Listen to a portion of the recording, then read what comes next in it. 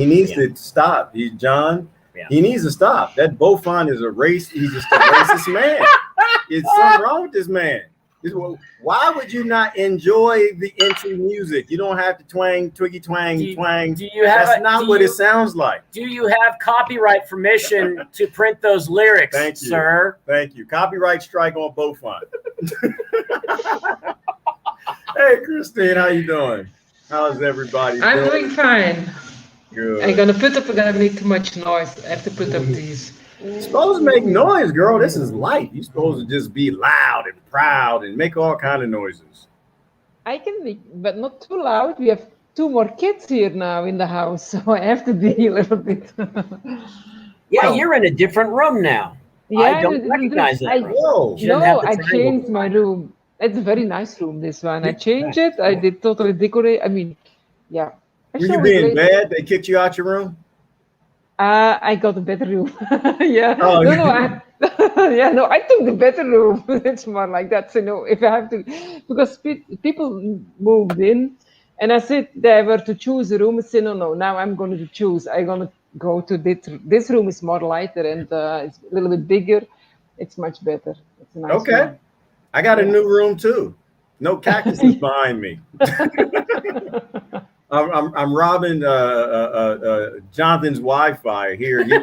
He came. People don't know he came down to do some work here on the community. Really appreciate it. It takes putting up barbed wire fence. It's a good idea to have a brother to help you out because I might have taken out an arm or a leg or something more important. So. And I officiated at his wedding yesterday. Yeah. Poor guy. Where is your wife now? Christine, it didn't work out. It just, we tried, we fell in love and dated for all of a good 5 minutes. And, it just wasn't enough time. It just, we couldn't get it all worked out. Okay. So, it has to click immediately. That's the only good sign. It amazes me people haven't figured that out yet. I get married once a year. It's a good thing. It's healthy. It's organic. But I get divorced within 24 hours on Facebook. So, you know what? It's just a silly little website. I still have no idea why people take social media so serious. People in ancient times would not take these little silly kids' toys so damn serious. The real world is serious. The online world is an online world. So it is really an online world because the people who are too much online have nothing to do in real life, I think. Well, you know what? And that really is the purpose of it, which I have to figure out how to tie this to forgotten knowledge. Oh, forgotten knowledge that you're supposed to go damn outside. You're supposed to go out and breathe the air, rub your feet in the dirt, go in the swamp, have spit contests with your friends. When we were kids, Christine, we used to have spit contests. We had spit wars. Like your friend is there and you're there like, And so we get into spit wars and you go home and you just went swimming. Your mom's like, why are you sweating so much? You went swimming or something? Didn't know mama's a spit war. I lost. I didn't win at all. But my immune system won because I got all the things from ancient knowledge that if you expose yourself to things in small amounts, you'll be okay. So we were kind of helping the community out. Was that word that they use today starts with a V, rhymes with machination. We'd machinate each other, just spit wars. But some people know what I'm talking about. And you posted that horse drinking from a horse. I did really literally do that. I did literally do that next to be a horse, and I was drinking from the same. In hot summers, I did that. And I was never worried about it. I really did that. We had horses at home, so Well, we didn't have horses. We'd have to go to the little local petting farms, but we had hoses.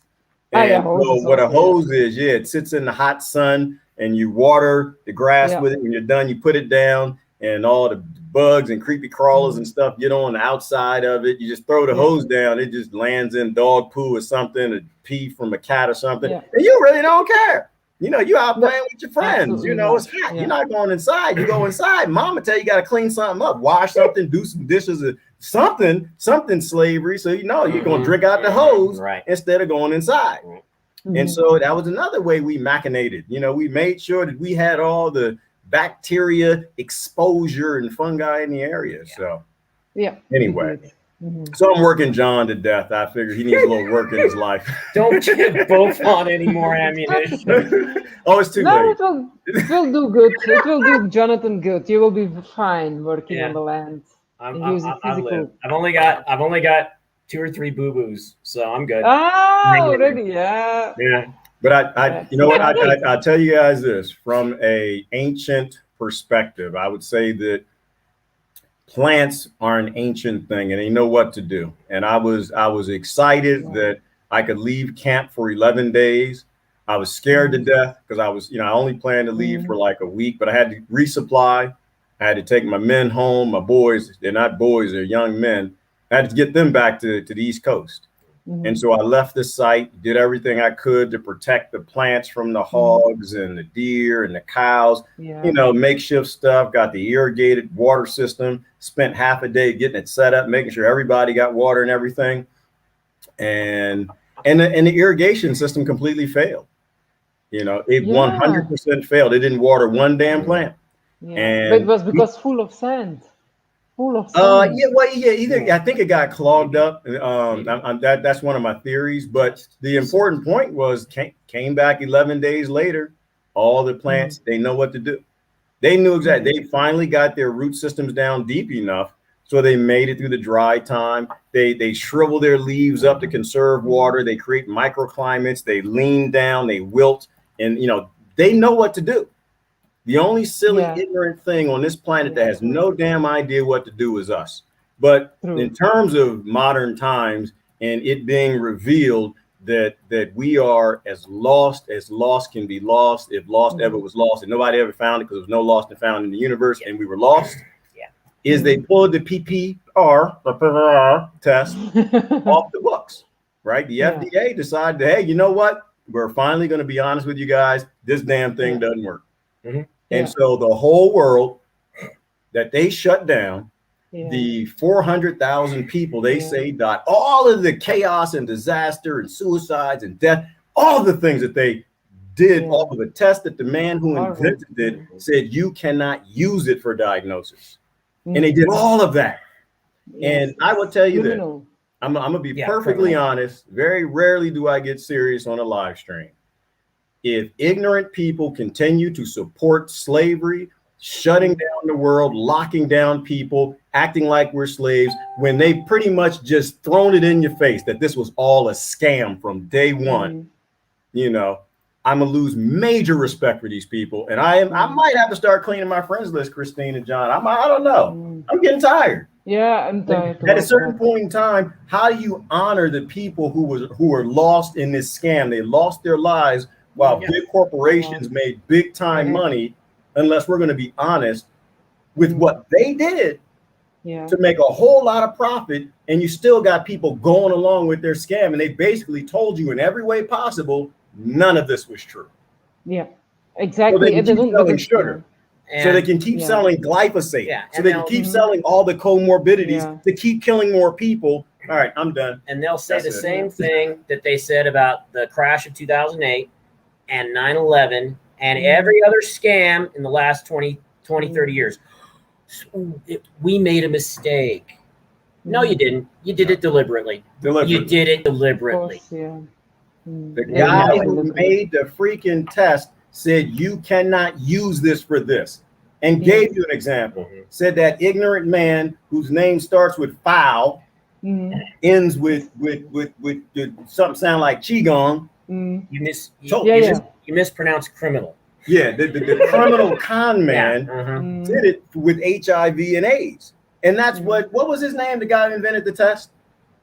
Yeah, I think they killed him. They killed him. He's dead. Did you know? Well, he died in 2019. Yeah. Or they killed him in 2019. 2020. But he told everyone, he said, if you use this, you can make anybody have anything you want.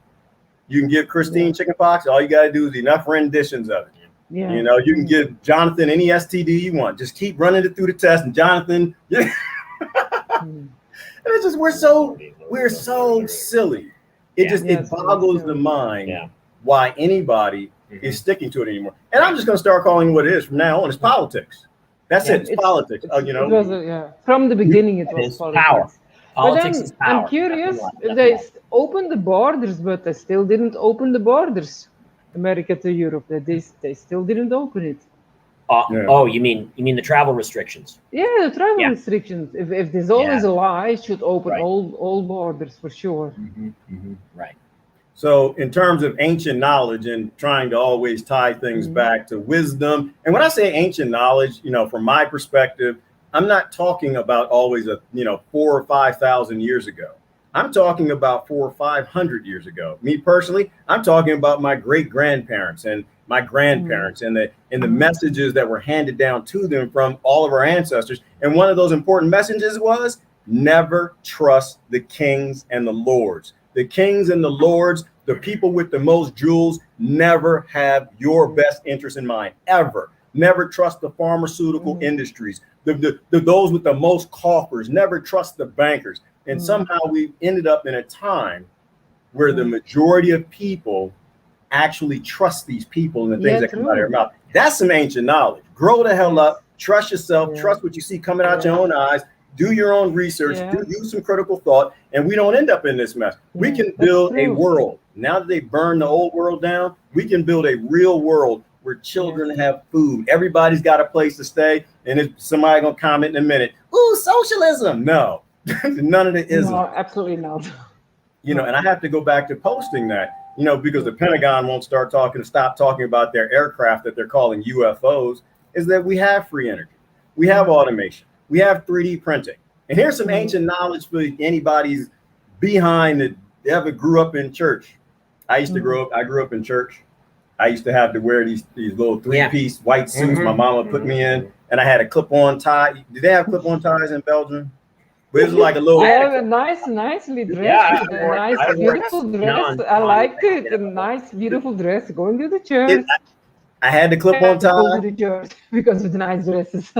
and there was some ancient knowledge from a guy they called Jesus, and what Jesus said was to feed the world, to clothe the world. So to give people the shirts off your back. And the great thing now is you don't have to take it off your back. We have automation that actually creates clothing, creates food, 3D prints houses. So what we have to decide, because it's not socialism, it's not communism, and it's not capitalism. For the moment, and sake of conversation, argument, I'm gonna call it Jesusism.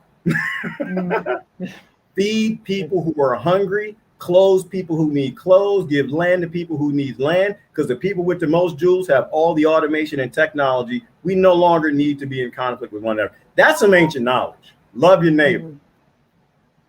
Yeah. All right. Yep. I'm done. That was like a huge soliloquy. Yeah, but it's true. I mean, grandparents, they were much more common sense. They trusted themselves much more than we do nowadays. They didn't trust, they were common sense. Like, okay, I will keep my things and my knowledge and the way how I do it, I'm perfect fine with it. Nobody would mess up with them, or they didn't let them mess around. Surely not governments. But yeah, that changed during, we got too weak. Too spoiled and too weak. Got to recognize Susan's comment. Susan can't be live on the video with us today, which is fun because it means I can talk faster than her now. I can talk you down anytime I want to. Now you in text, but she did say something important, and it reminds me of another scripture, right? She's saying here, the villain in someone's story is the hero in someone else's story. Always is. The only enemy is the one within. And it reminds me of a scripture. All right. So what do we do in the face of enemies and conflict? There's a scripture that says something to the effect of it's no great act. And I know I'm saying it wrong, but we got enough Bible thumpers here to beat each other in the head with the Bible, so they'll fix it. It's no great act to love people who love you, right? The dumbest people on the planet do that.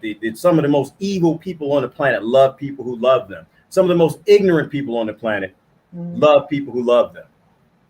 It's an act to love people who hate you, to look out for people who don't care about you, and I think that's a piece of ancient knowledge that I think most wise people who I personally have respect for have always taught, is that you love people because they're people. You don't love people because of what they do.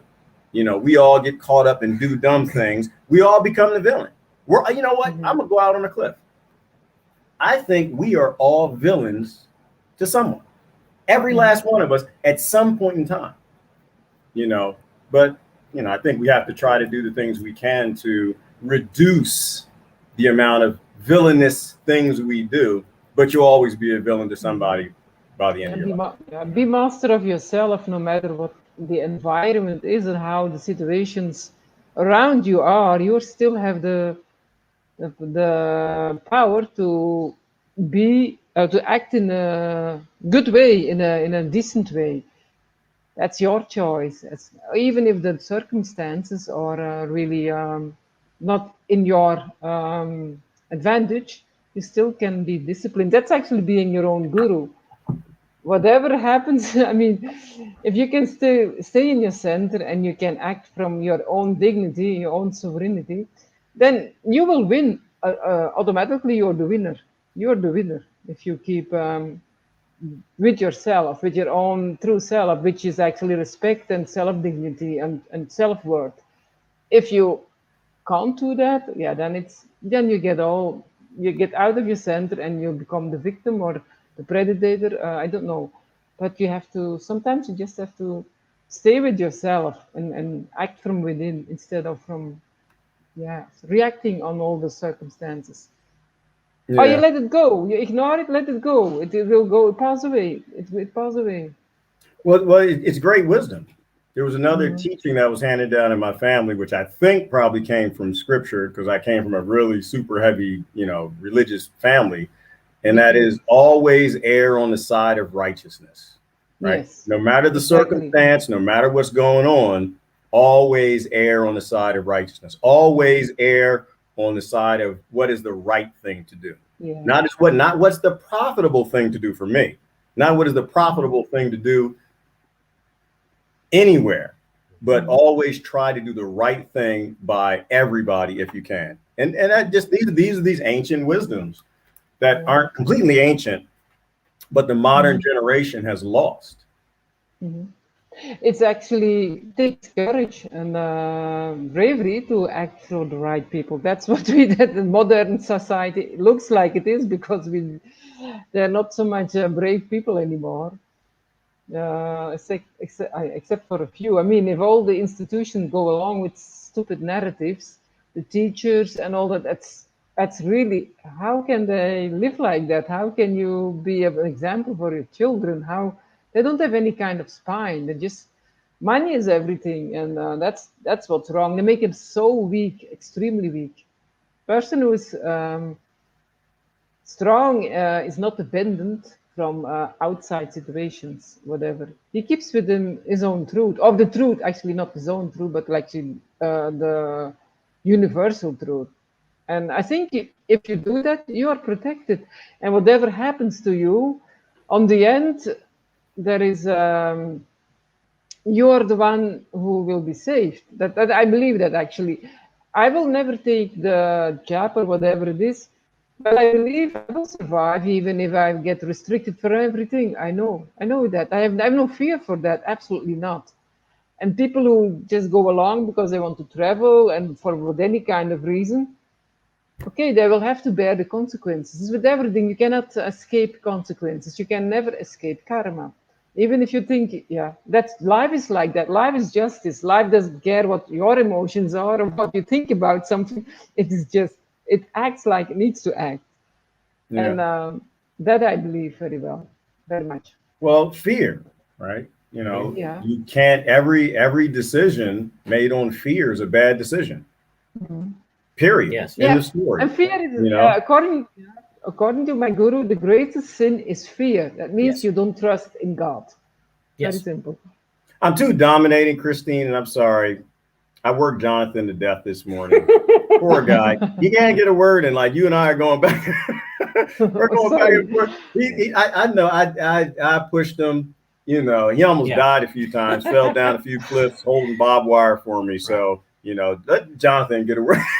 Well, fear is, all the sages, east, west, north, and south, agree that fear is the first and last enemy of human beings that are trying to transform themselves. And fear is equal to ego. If you don't have ego, you have no fear. Yes. And if you have no ego, you're 100% confident. They're connected, aren't they?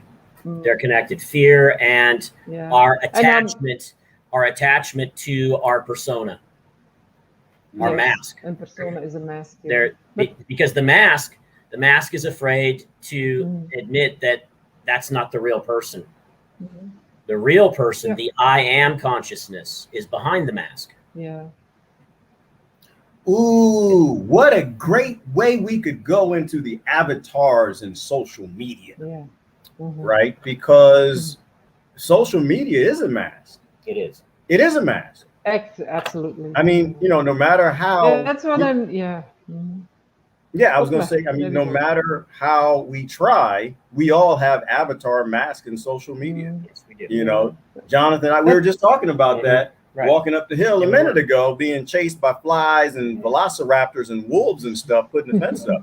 And that is that, we didn't intend to have online personalities. Like, that's just crazy. Like, why would an adult want to have an online personality, but you don't really have a choice? Like, I was thinking about it. I do live streams. I don't know if y'all know that. And I like to run my mouth. And even though I'm being myself, and there are a lot of live streamers here to sing too. Man, you telling man secrets, man. What's wrong with you? I think they know that. Telling man secrets on here. But so I never intended to make an online personality. To me, that's ridiculous. That's stupid. But I gave a lot of advice to other live streamers that, if you want to start out live streaming, just be yourself. Exactly. Right. Don't come with any bullshit. Don't try to be anything for anyone. Don't create an outline of what you want to talk about. Don't do any of that. Be yourself. And that way, as you develop your following, people will follow you for who you are. Yeah, true. And the biggest challenge I have, Christine, is most times, in life, I'm happy. Like 99% of the time, I'm running around tickled to death at everything dumb that I do and dumb things I see other people do, and I enjoy it. But y'all should see this guy running around out there out in the desert. He's having fun. So I do love it out here. But the point is that I'm happy most times, and so most live streams I do, I'm like laughing and joking because to me that's just life. Life is to me is to be enjoyed. I paid good tickets to be on Earth. Damn it, I'm enjoyed. But sometimes I'm not happy. And that's also something Harsh said that made me think about this while we talked about it, which was he said, "Oh, I like to watch you, Gerard, because you're always happy. You make me happy." And I'm just like, I make you happy. Like, that's just weird. But I'm being myself, so it kind of makes sense. But I now have this mask, this online persona or avatar that people expect me to make jokes and always be bubbly and have fun and stuff. And so we all have masks, but that's your I'm trying to correct this mask because sometimes I'm not happy, right? Sometimes I want to be serious. Sometimes I do want to be angry. And so I'm going to have to fix that online false persona of me because I got married yesterday and I lost a friend. I don't know who I need to find this woman. The marriage was not legal because the mountain lion mama did not put her paw print on the license. So it had to be no. No marriage is legal, not in the United States of America, because we don't have a government. Washington, D.C. Act of 1871. You got a corporation. Corporations cannot marry people, but we're not going to go there. Since if you were married in 1870, you got a legal marriage. You might actually be married. If you got married after 1871, you didn't sin. Because you didn't get married by a government. You got married by a corporation with multiple departments called states, but we won't go there. Where was I going? All right, so I got married yesterday, right? And this one person unfriended me. I need to find this woman. She wants to marry you. You have a whole queue who wants to marry you. They're lining up for you. Here's the funny part to me. Here's my mask, right?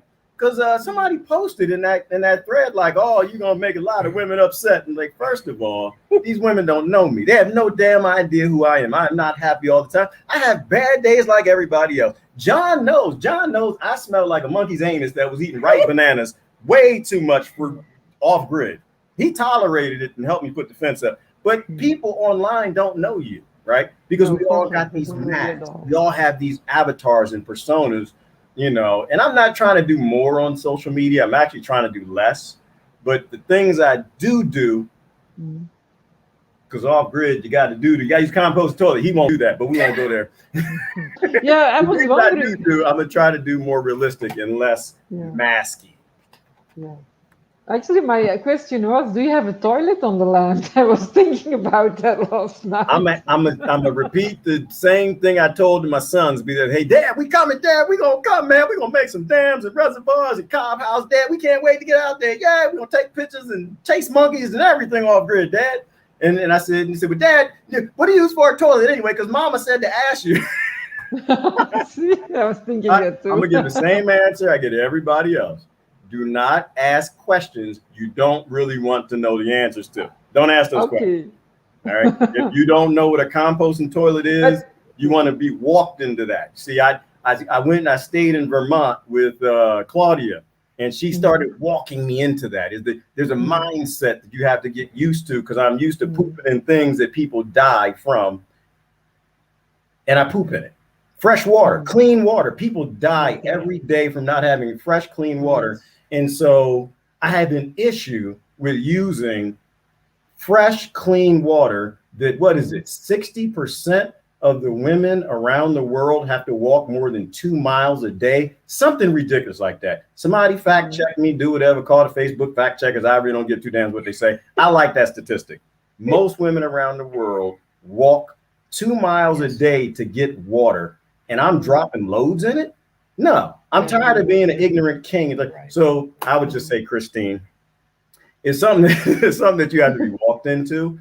But when I really started thinking about it, like, I hated the idea of composting toilets. I did. Like, no, I know I'm too privileged. I'm ignorant. I'm a colonizer, and I'm following in their culture where I'm just going to poop in fresh water.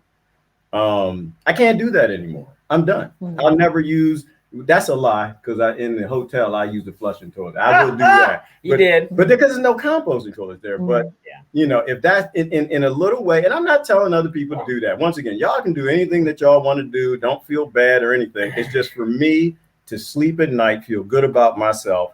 I do not want to. All right, I'll say it another way. Okay. Go ahead. I'll say it another way. Yeah.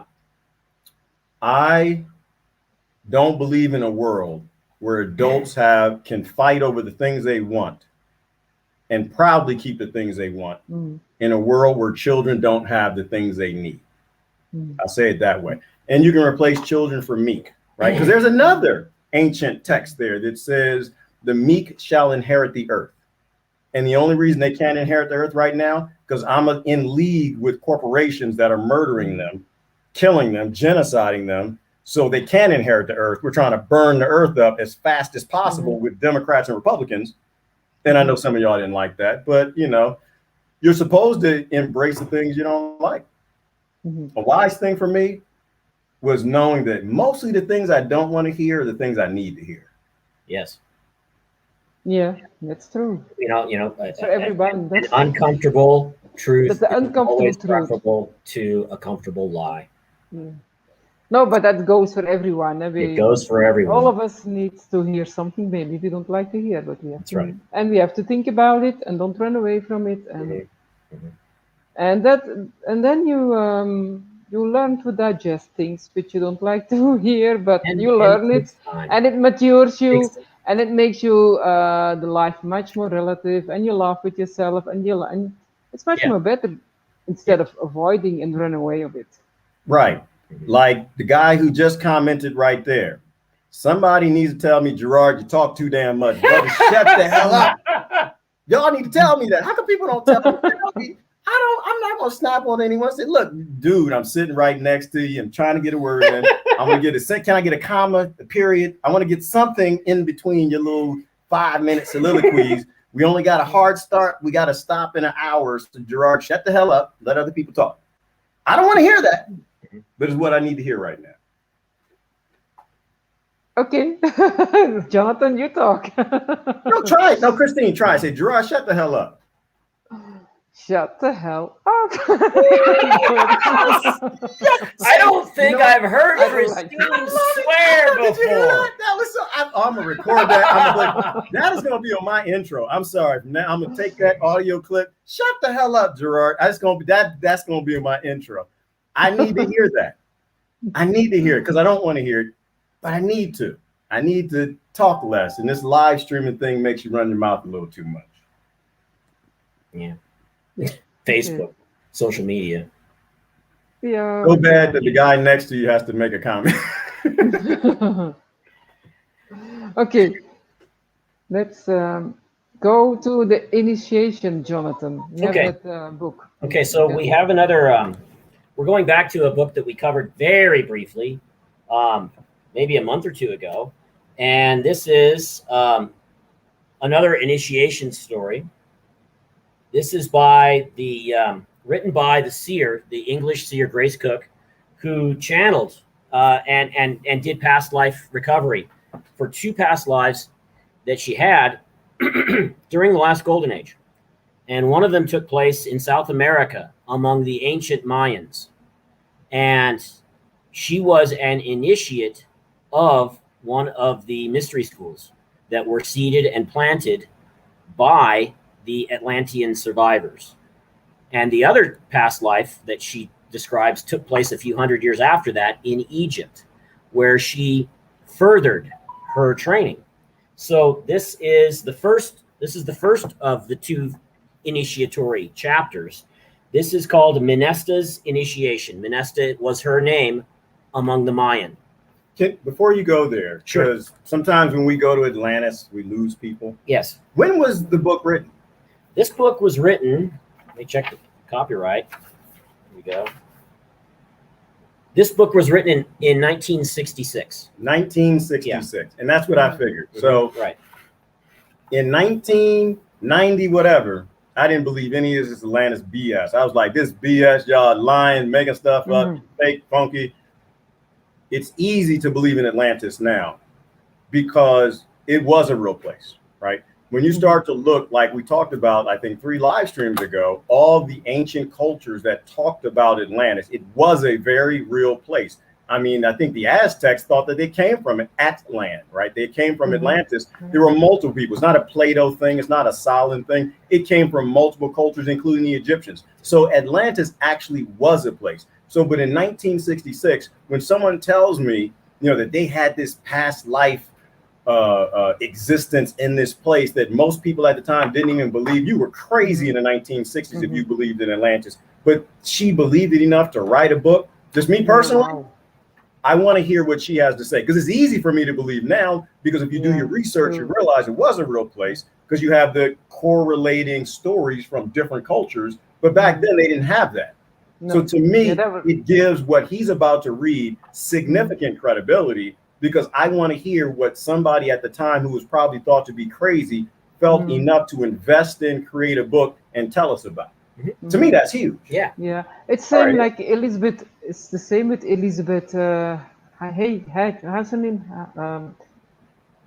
Elizabeth Hyde.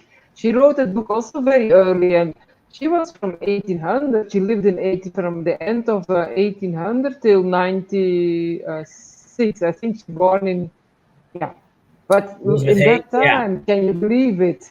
How do you pronounce her last name? Because I've wondered that. How do you know?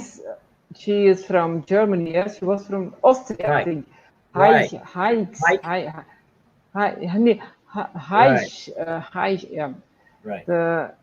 Elizabeth Heisch. In German. How it's I don't know. I have to of Hersch. I don't know. It's I think it's with it's a German or Austrian name. She's really from that region. But she was really like before my like in the time from my grandparents, and like wow. Yeah. And then already writing about those stuff. Totally, and born in an environment which is like super Catholic or Christian, But and all the people around her were from that same time reincarnated from Egypt. All the people around her. Austria is mostly Catholic, so it's in the southern area of southern central Germany, and that's mostly Catholic. Yeah, but then in that time, the people, she was reborn, remembering everything from Egypt, and she remembered all the people around her were also from Egypt, most of them, the close friends. Right. So that was actually amazing. But that's true. If those people can have the courage to write, yeah. Wow. Yeah. So, as much as we like to run this like a church service, people, and we have a program and we love to stick to it, it's free flowing. And when topics come up, we try to jump into them. And it's interesting. I'm going to go back to what Susan mentioned a minute ago about past lives. Like, why do you think that people can remember past lives? Like, what is the benefit? And I think that she's digging into something deep there. That, see, I don't think anything is accidental in the universe, right? Like I was listening to a lecture once, and they were talking about how just some people accidentally can kind of sort of remember a past life or whatever. And I don't think that's how things work. I think we do accidents. We take doo-doo in toilets with clean water, right? You know, we do accidents. We make mistakes because we're ignorant. We make cars out of explosive fossil fuels, and we keep it for 200 years, and we think that's modern technology. I don't think the universe makes mistakes. I think people who can remember their past lives are supposed to. I think that's intentional. And I think it's for what she just said. Susan, tell your uncle you're going to get off the damn motorcycle and get in our live stream. I'm sorry, it takes too long to read the text. So I really think that you are supposed to learn from your previous lives. And if you, I guess, the same mistakes. Right, so you don't make the same mistakes, and you keep coming back in. And that's another thing where people get lost and like, oh, you believe in past lives. Well, first of all, I'll do the same thing with Atlantis. If you have multiple groups of people all around the world who never came in contact with each other, and they all develop this understanding that we are reincarnated over and over and over and over and over. And then quantum physics comes along and teaches you that you're not a matter creature. You're not actually made up of matter. You're actually vibration. You are more energy and light than you are actual matter, that you don't actually even touch matter. You're not even seeing matter. You put all of that together and it paints this picture, one, of how ignorant we are, but two, if they all somehow came to that same understanding, it's based in something true. Yeah, of course. Yeah. I'm gonna have and now is the time. Yeah, you don't need to. You said that well. I shut myself up, but no, but I like how Christine says it better. I want to press a button and like, Gerard, shut the hell up, Gerard. I'm sorry. I love your accent. And a sign comes up. Ding, Gerard, shut the hell up. I don't know. I love hearing things I'm supposed to hear. Yeah, we should not repeat. And if we remember, but I also believe that we don't meet maybe the same people, but the same lessons we learn from other people. I don't think, I did mistake in my life before. I need to correct that mistake, but maybe someone else who has also is relating to me in that way, but is not maybe a person from my life before, can learn me that in another way, maybe in a better way than that person before. So I do not really believe that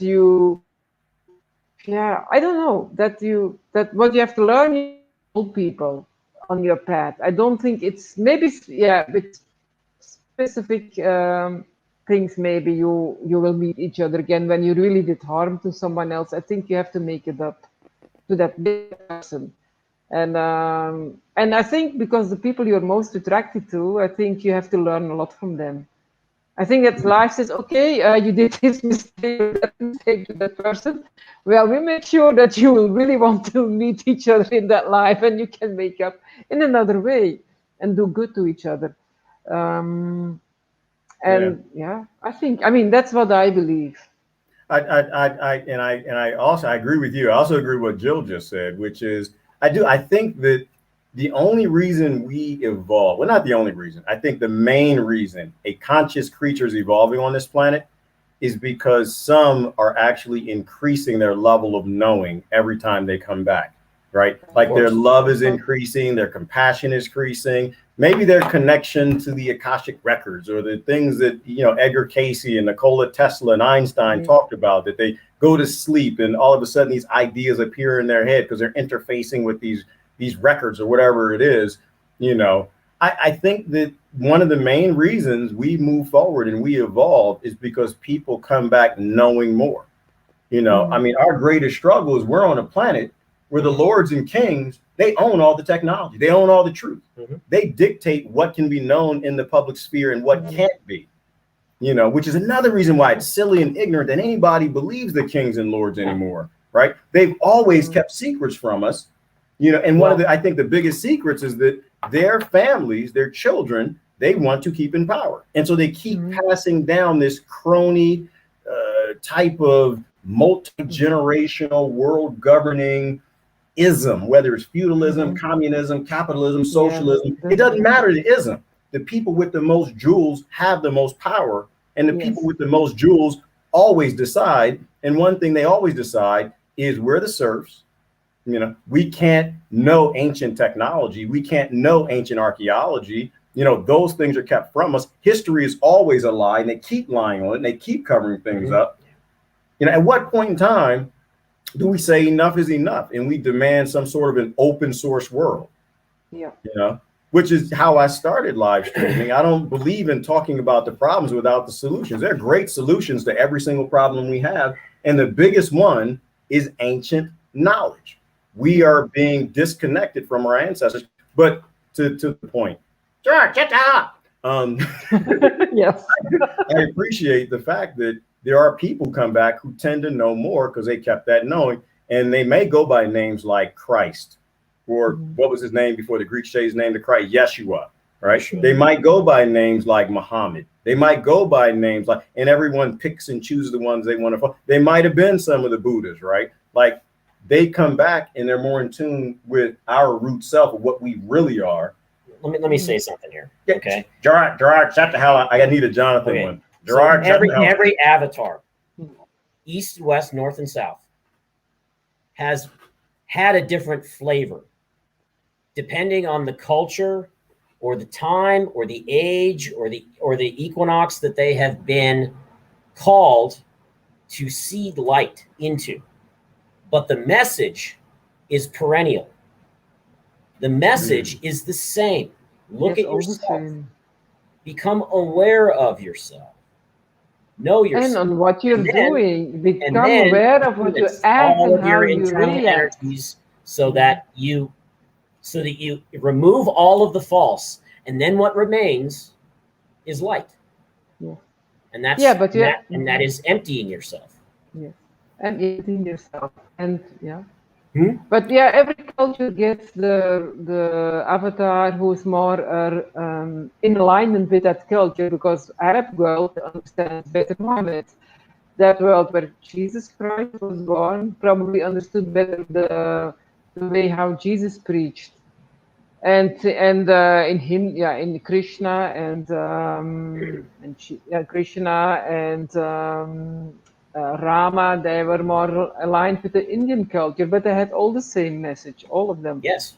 And the Native Americans have their own people too. And I think those same enlightened people come back in different forms to a different culture, talking in the language of that culture.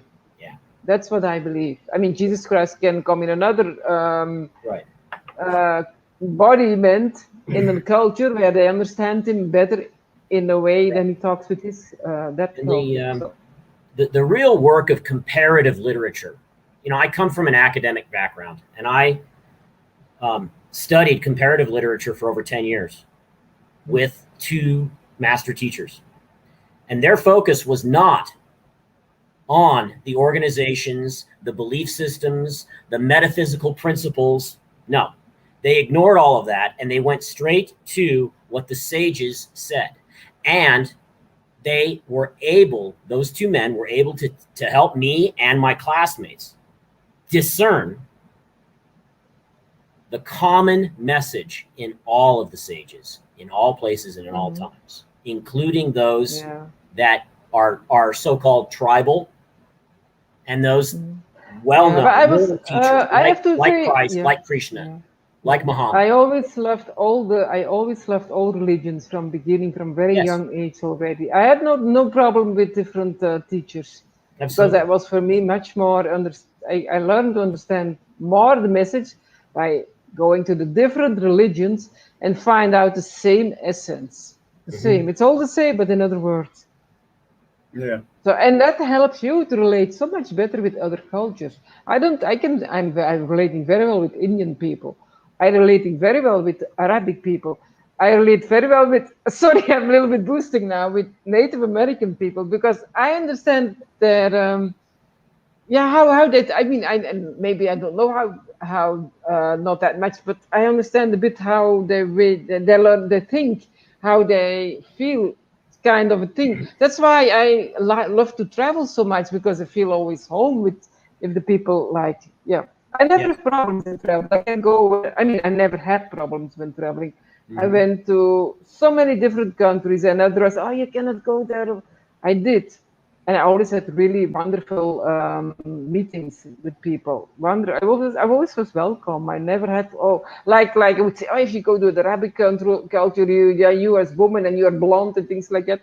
It never happened. Never happened to me. I don't. Because you have a kind of openness, I think, or maybe, because according to astrology, I have a sun in 9, so I'm open to different kind of cultures. And for me, that's very inviting. I really love to listen to their way, how they tell stories, how they are deep in their religion, how the Indians, the Arabics, I love it, actually. Of course, you have the extreme ones, but they don't come on my path, luckily. So I'm lucky, maybe protected from that. So, but that is, that's why they tell actually always the same, in other words. And they are. I appreciate what Beaufont said a minute ago. Man always does his homework. He watched K-Pax. Did you guys see K-Pax, the movie? K-Pax. Yeah, I didn't see it. So in I hate spoiling the movie, but I keep telling people to watch. It's a great movie. Good.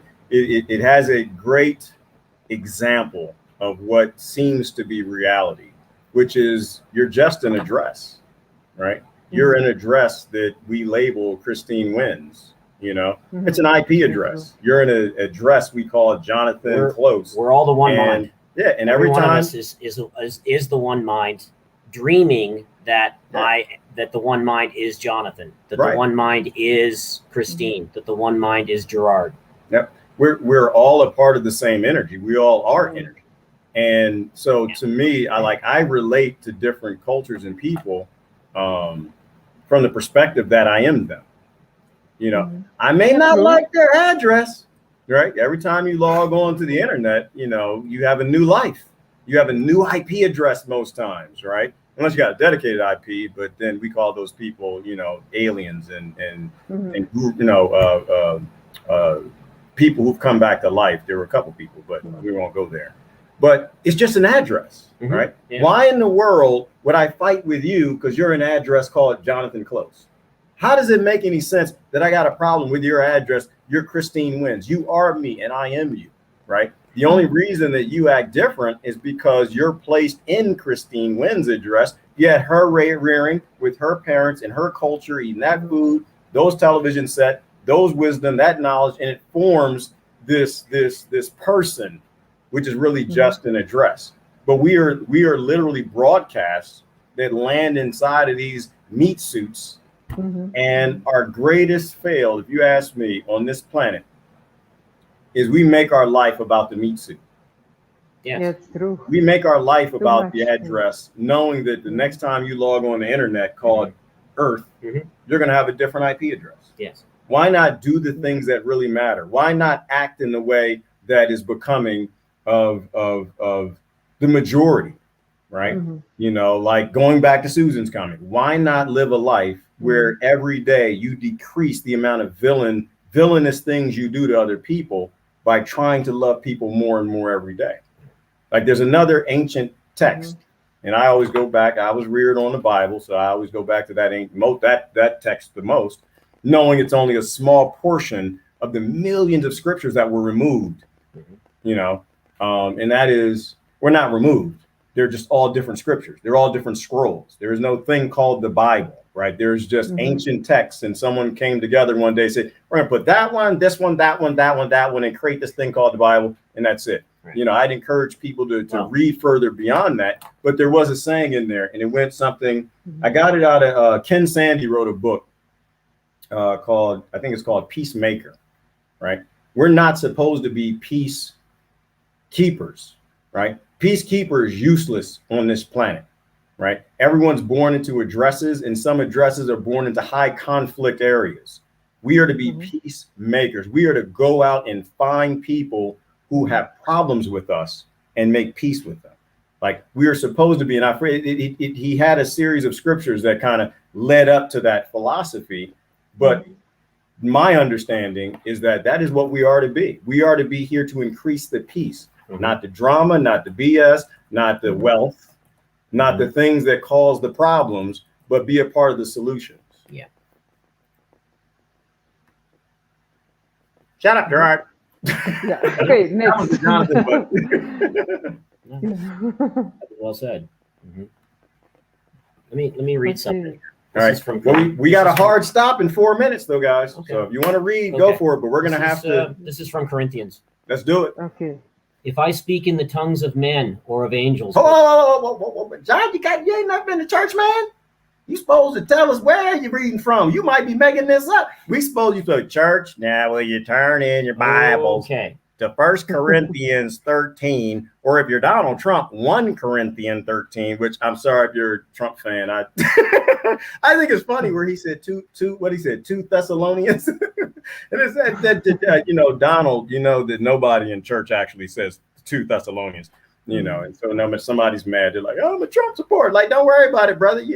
Y'all, they doing rallies. Have y'all seen the Trump rallies? Oh my goodness, Trump is packing rallies. Is he already? It's already busy. Oh my God! America is only doing. That's the only thing I remember from America. Always busy with elections. Always. Always. It's the United States Incorporated.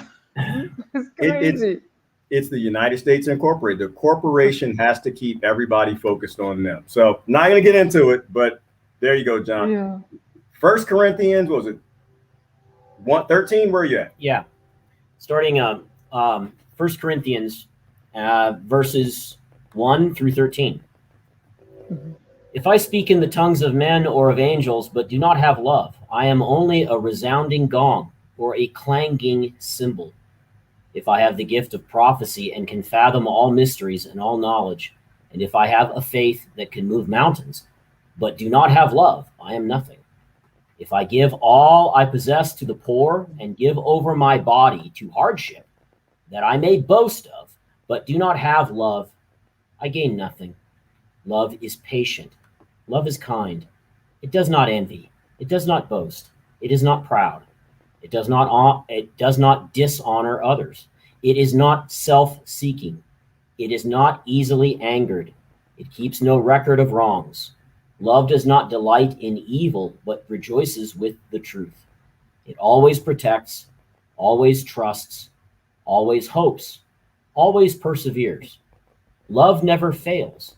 But where there are prophecies, they will cease. Where there are tongues, they will be stilled.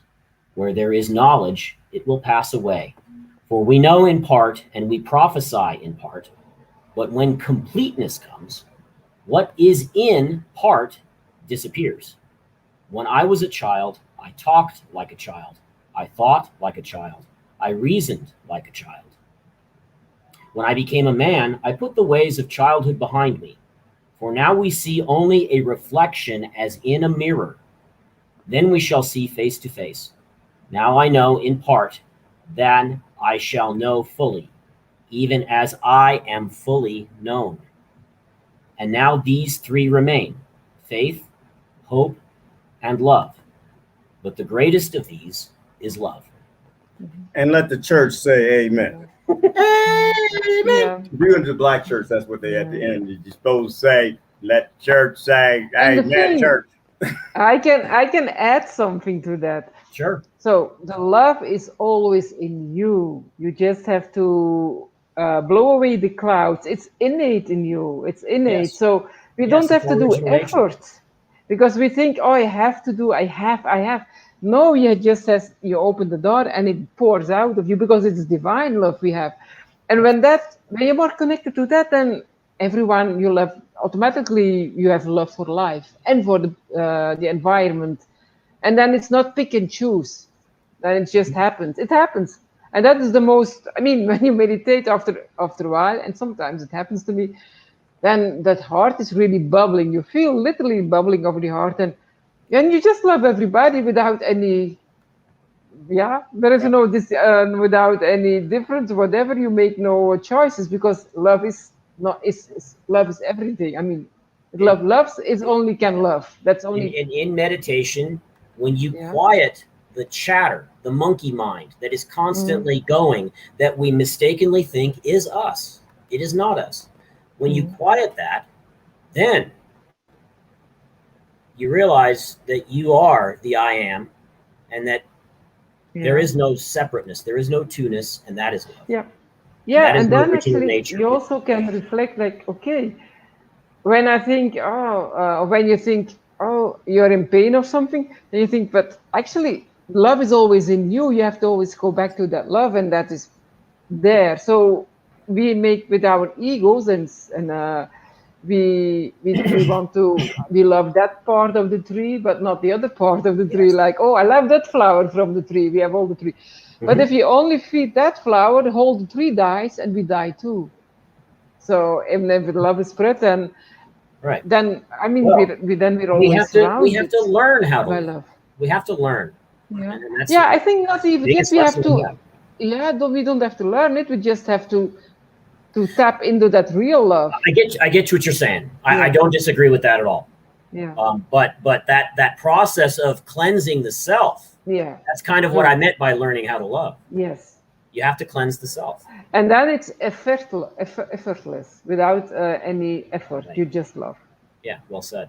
And that's actually the will of all divine gurus that we do that. So, folks, we do have a hard stop, so we're going to stop there. do. But I think we should continue the discussion into love. Right. And how two things I say that I love, and I'll end on Rebecca's comment, and that is someone said a long time ago something to the effect, and I changed the quote, but it said something to the effect of, the question doesn't matter. The answer is always love. Yes. Right. Doesn't matter the question that people ask you. Doesn't matter what they want. If you're responding in love, it's the right answer. Right. That's always the right answer. And I love what Rebecca just said. Even though she's got tigers and bears and monkeys and stuff chained in her backyards, and she uses them to chase away neighbors. And that is, don't look for love, right? Be love. Love will find you, whether you look at that from a relational perspective or marriage or whatever, finding friendships, just be love, live love. Don't worry about what other people are doing, right? Don't try to create love in other people. You be love, love other people, and things I think in your life will go the way they're supposed to. You just got to live on love. So, all right, guys, we got to go. So this is Christine, Jonathan, and Gerard, and Susan in ghost mode in the comment section because she drank too much liquor with her uncle last night. That's right. I can say anything I want to because she ain't here, so I can just berate. She had to pee. She drank too much wine, liquors, and spirits, and so she just couldn't speak. And right now she's pissed as hell. Like, I can't say nothing about you right. I can be Susan for a minute. Gerard, you stop making fun of me because that ain't funny. All right, I'm sorry. All right, you guys, we got to go. But what we are going to do, I think we agreed that we are going to finally lock into Ancient Knowledge on Mondays at 3 p.m. Eastern time. Susan Greenwich time. I'm sorry, y'all. I got backroom discussions in the green room. You know, it's called Susan because everything is done on Susan time. Is this fun? I can talk about Susan. She can't say nothing. I love it. It's Susan time. What time is it when Susan is at? Right. Well, Gerard, you didn't have a problem with it when you lived on the East Coast. That's true. That's true. But now I can have an issue with it. So, but 3 p.m. Eastern Standard Time on Mondays, we're locking in. So, you know, we're trying to get our act together. Appreciate you guys being patient with us and trying to figure out what time works best for 4 people who have 4 different lifestyles in 4 different time zones. But it will be on Monday at 3 p.m. So set your clock, set your watch, tell grandmama. That's where we're going to be. But we got to get out of here. So this is Gerard, Christine, Susan, and Susan going PP. And we're out of here. Y'all have a great day. Love y'all to death. This was Forbidden Knowledge or Forgotten Knowledge, which is basically the same. Forgotten nothing.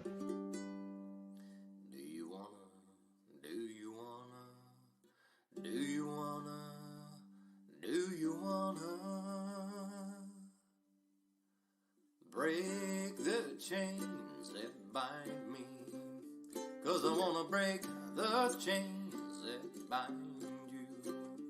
Do you wanna set the world free, have perfect harmony? Isn't it time for that? Do you wanna free, boom, boom, boom, free the people? Do you wanna free, boom, boom, boom, free the people from the bottom to the top? Make modern slavery stop. Do you want to let go of the prisoners? See everyone happy. We can have this and more if we open up the doors. Well, what do you think about that? Do you want to free, boom, boom, free the people? Do you want to free, boom, boom, free the people and Mother Nature too? Close down all the zoos. Do you want to boom, boom, boom, boom, boom? Do you want to boom, boom, boom, boom, boom? Do you want to free,